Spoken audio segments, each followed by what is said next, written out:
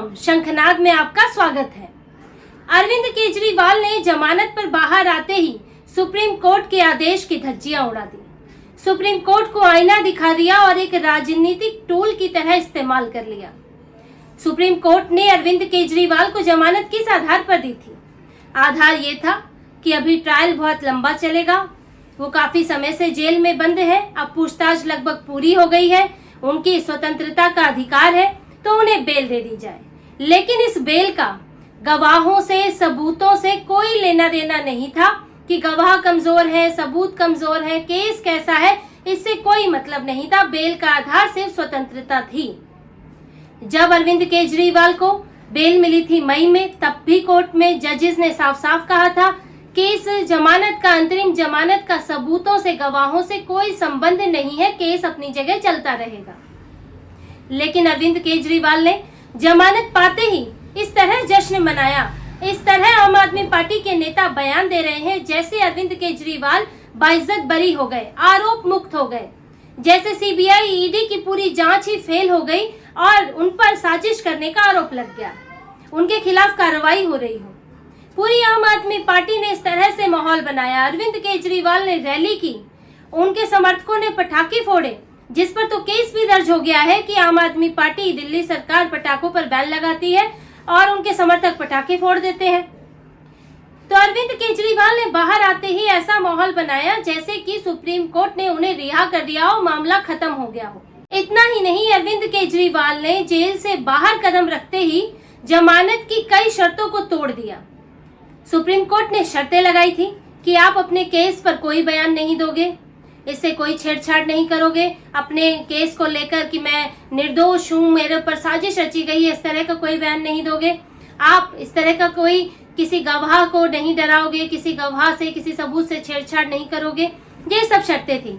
लेकिन केजरीवाल ने बाहर आते ही रैली की और ये कह दिया कि मुझे तो गलत फंसाया गया था, मेरे खिलाफ साजिश हुई थी। पूरी आम आदमी पार्टी ये बात कह रही है। पहला आपने यहाँ पर ही तोड़ दिया। अब आप तो मीडिया में इंटरव्यू दोगे, पहले भी दिया था इंटरव्यू जब बाहर आए थे, उसमें भी केस पर बयान दिया कि सीबीआई ईडी मुझे फंसा रही है, दिल्ली केंद्र सरकार मुझे फंसा रही है। आपने पहली शर्त यहाँ तोड़ दी, आपको केस पर कोई भी कमेंट करने से मना किया गया था। दूसरा, आपने जिस तरह से जश्न मनाया उस तरह से आपने गवाहों के लिए एक मुश्किल पैदा कर दी। देखिए, कोई आरोपी है, अभी वो आरोपी ही है, लेकिन अगर वाकई उन्होंने कोई गुनाह किया है और वो इस तरह से बाहर आने का जश्न मनाए तो इससे उन लोगों में डर बैठता है जो गवाह देने वाले हैं, जो गवाह बन चुके हैं, जो इस केस में अरविंद केजरीवाल के खिलाफ खड़े हुए हैं, जिन्होंने शिकायत की थी, ये सब प्रभावित होते हैं। और अरविंद केजरीवाल ने जश्न मना के अपना शक्ति प्रदर्शन भी किया कि अब तो मैं बाहर आ गया, अब तो मेरे ऊपर तिहाड़ की पाबंदी नहीं है, अब मैं जो चाहे कर सकता हूँ। आखिर आप जमानत पर रिहा हुए हैं, आपके ऊपर इतना गंभीर आरोप है, भ्रष्टाचार का मामला है और आप खुशी मना रहे हैं। तो यानी कि आप एक संकेत दे रहे हैं कि अब मैं फिर से वही शक्तिशाली हो गया हूं और आप लोग बख्शने वाले, मैं आपको बख्शने वाला नहीं हूं। और सुप्रीम कोर्ट की दूसरी शर्त भी है, टूट जाती है। लेकिन अरविंद केजरीवाल के मामले में इन चीजों का संज्ञान लिया जाएगा, ये सवाल बनता है। क्या सुप्रीम कोर्ट इस पर अरविंद केजरीवाल को फटकार लगाएगा? क्या उनकी जमानत कैंसिल होगी? क्योंकि पूरा आधार बनता है कि अरविंद केजरीवाल की जमानत को इस आधार पर कैंसिल कर दिया जाए, रद्द कर दिया जाए, और रद्द ना भी हो तो कम से कम उनको चेतावनी तो जरूर दी जाए। और ऐसा नहीं है कि ये पहला मामला होगा, सुप्रीम कोर्ट पहले भी इस तरह के मामले पर चेतावनी जारी कर चुका है, खुद सुप्रीम कोर्ट। ये मामला ज्यादा दूर का नहीं है, 14-15 अगस्त के पास का मामला है, जब महाराष्ट्र में सोपन गाडे नाम के एक आरोपी को बेल मिली थी। वो उस आरोपी पर हत्या का आरोप है, 10 साल से वो जेल में था और पहले बॉम्बे हाई कोर्ट ने बेल खारिज कर दी, फिर सुप्रीम कोर्ट ने बेल दे दी। लेकिन आरोपी ने बाहर आते ही जश्न मनाया, गाड़ियां, बाइक लेकर सड़क पर निकल पड़ा और खूब जश्न मनाया अपना बाहर आने का और खूब शोर शराबा किया। सुप्रीम कोर्ट की नजर में यह मामला आया, सुप्रीम कोर्ट तक शिकायत पहुंची, सुप्रीम कोर्ट ने इसका संज्ञान लिया और सोपन गाडे को इसे लेकर चेतावनी दी। सुप्रीम कोर्ट ने कहा कि आप जेल से बेल पर रिहा हुए हैं, आप आरोप मुक्त नहीं हुए हैं, आप जिस तरह जश्न मना रहे हैं वो गवाहों को डराने के लिए काफी है। तो यानी कि आप जमानत पर रिहा हो गए हैं, चुपचाप घर जाइए, इस तरह से शक्ति प्रदर्शन मत कीजिए। और सोपन गाडे को माफी मांगने को कहा गया और साथ में उन्हें लिखित में देना पड़ा कि वो भविष्य में ऐसा नहीं करेंगे। अगर वो करते हैं तो उनकी जमानत रद्द हो जाएगी। अब देखिए सुप्रीम कोर्ट ने कितना सख्त रुख अपनाया, लेकिन वही काम आम आदमी पार्टी अरविंद केजरीवाल कर रहे हैं, लेकिन कोई कार्रवाई नहीं है। क्या अरविंद केजरीवाल को बुलाकर उनसे माफीनामा नहीं लिखवाया जाना चाहिए था? आखिर नियम अलग अलग क्यों हैं? सुप्रीम कोर्ट के लिए तो नियम सबके लिए एक जैसे होने चाहिए। जैसे कि सुप्रीम कोर्ट ने कहा ईडी के लिए, सीबीआई के लिए कहा कि उन्हें एक पिंजरे में बंद तोते की इस अवधारणा को तोड़ना चाहिए। ऐसा नहीं लगना चाहिए कि ईडी सीबीआई का सरकार इस्तेमाल कर रही है। उन्हें राजनीतिक टूल नहीं बनना चाहिए। तो क्या सुप्रीम कोर्ट को राजनीतिक टूल बनना चाहिए? सवाल तो ये भी उठता है। सुप्रीम कोर्ट को भी तो अपनी पारदर्शिता, अपनी निष्पक्षता साफ रखनी चाहिए, साबित करनी चाहिए। आखिर वो भी एक संवैधानिक संस्था है। तो क्या अरविंद केजरीवाल पर भी इतनी ही सख्त कार्रवाई होगी जो सोपन गाडे पर हुई? क्योंकि अरविंद केजरीवाल ने भी बिल्कुल वही अपराध किया है, बिल्कुल वैसे ही जश्न मनाया है, मीडिया में बयान दिया है, और इससे जो गवाह हैं अभी जो इस पूरे मामले में अभी ट्रायल में पेश होंगे, अब उनके ऊपर इसका क्या प्रभाव पड़ेगा? क्या इसका संज्ञान सुप्रीम कोर्ट लेगा? वही सुप्रीम कोर्ट की ऑब्जर्वेशन जो वो सुनवाई के दौरान अपनी बातें कहते हैं, वो तो पहले ही विवादों में घिरी हुई है।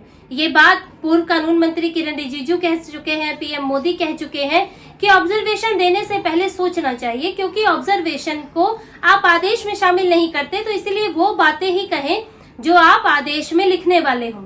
लेकिन इस मामले में ऑब्जर्वेशन दी गई, इसमें निष्पक्षता की बात की गई, पिंजरे में तोते की बात की गई, और भी कई बातें इसमें की गई। जैसा लगा कि सुप्रीम कोर्ट के जज जो जस्टिस उज्जवल भुयन ने ये बात कही, गिरफ्तारी के वो पक्ष में नहीं थे, गिरफ्तारी को अवैध ठहरा रहे थे, लेकिन जस्टिस सूर्यकांत गिरफ्तारी को सही ठहरा रहे थे और इसलिए अंत में फैसला हुआ कि गिरफ्तारी सही है। तो जस्टिस उज्जवल भुयन ने कई ऑब्जर्वेशन दी, जिसमें पिंजरे के तोते वाली बात थी और दूसरी बातें भी थी। अब आम आदमी पार्टी ने उसका कैसे इस्तेमाल किया? सीधे ही सौरभ भारद्वाज ने गृह मंत्री अमित शाह का इस्तीफा मांग लिया कि सुप्रीम कोर्ट की जो ऑब्जर्वेशन है, जो बातें हैं, वो सिर्फ ईडी सीबीआई के लिए नहीं है, वो तो केंद्र सरकार पर भी सवाल उठाया गया है कि केंद्र सरकार ही तो ईडी सीबीआई का इस्तेमाल करती है, तो गृह मंत्री को इस्तीफा दे देना चाहिए।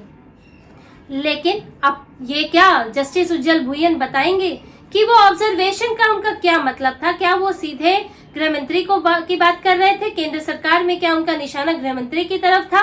आखिर उनके बयान के क्या मायने थे? और क्या वो इस बयान के जरिए ये कहते हैं कि गृह मंत्री अमित शाह सीबीआई का, ईडी का गलत इस्तेमाल कर रहे हैं? क्या वो ये आदेश में कह सकते हैं?